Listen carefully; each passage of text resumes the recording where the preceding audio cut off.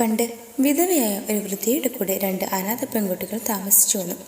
അവർ മൂവരും കൂടി വസ്ത്രങ്ങൾ നെയ്തും അപ്പമുണ്ടാക്കിയും കോഴികളെ വളർത്തിയും ഉപജീവനം കഴിച്ചു. അവർക്ക് ഭംഗിയുള്ള ഒരു പൂവൻ കോഴി ഉണ്ടായിരുന്നു. കറുപ്പിൽ വെളുത്ത പുള്ളികളുള്ള സുന്ദരനായ പൂവൻ കോഴി. പുലർച്ചെ 4 മണി കഴിഞ്ഞാൽ ആ പൂവൻ കോഴി കൂകും.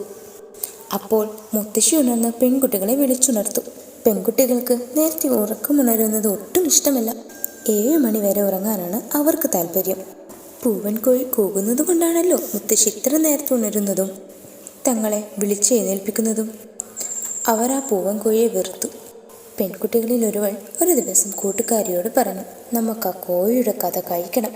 അവൻ കാരണമാണ് നമുക്ക് പുലർച്ചെ എത്ര നേരത്തെ എണീക്കേണ്ടി വരുന്നത്.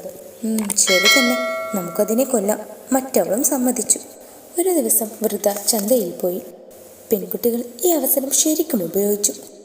അവർ പൂവൻ കോഴിയുടെ കഴുത്ത് ഞെരിച്ച് അതിനെ കൊന്നു. മുത്തശ്ശി വരും മുമ്പേ പറമ്പിലൊരു കുഴിയുണ്ടാക്കി അതിൽ കോഴിയെ വെച്ച് മണ്ണിട്ട് അവർ മൂടി. മുത്തശ്ശി ചന്തയിൽ നിന്ന് വന്നു. പൂവൻ കോഴിയെ കാണാൻ പറമ്പിലെല്ലാം വിളിച്ചു നടന്നു. ചത്ത പൂവൻ കോഴി തിരിച്ചു വരികയില്ലല്ലോ. പെൺകുട്ടികൾക്ക് പരിഭ്രമമായി. മുത്തശ്ശി അവരെ കുറേ ശകാരിച്ചു. ശകാരം കേട്ടെങ്കിലും തങ്ങൾ പൂവൻ കോഴിയെ കൊന്നുമൂടിയെന്ന രഹസ്യം മുത്തശ്ശിക്ക് മനസ്സിലാകാത്തതിൽ അവർ ആശ്വസിച്ചു. അന്നു രാത്രി ഉറങ്ങാൻ കിടന്നപ്പോൾ പെൺകുട്ടികൾ തമ്മിൽ സന്തോഷത്തോടെ പറഞ്ഞു, ഇനി മുതൽ നല്ല പോലെ നേരം വെളുത്തിട്ടുണർന്നാൽ മതി. മുത്തശ്ശിയെ ഉണർത്താൻ പൂവൻ കോഴി ഇല്ലല്ലോ. അവരുറങ്ങി. പാതിരാ കഴിഞ്ഞു. മുത്തശ്ശി ഉണർന്നു. അവർ വിളക്കുമായി ചെന്ന് പെൺകുട്ടികളെ വിളിച്ചുണർത്തി. അവർക്ക് കണ്ണു തുറക്കാൻ വയ്യായിരുന്നു. ഇത്രയും നേരത്തെ ജീവിതത്തിൽ ഒരിക്കലും അവർ എഴുന്നേറ്റിട്ടില്ല. പൂവൻ കോഴി ഉള്ളപ്പോൾ പുലർച്ചെ എഴുന്നേറ്റാൽ മതിയായിരുന്നല്ലോ. പുലർച്ചെ ആയിട്ടില്ല.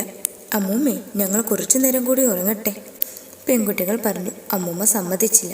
ഇനി ഉറങ്ങിയാൽ നേരം വെളുക്കുന്നത് നമ്മൾ അറിയില്ല.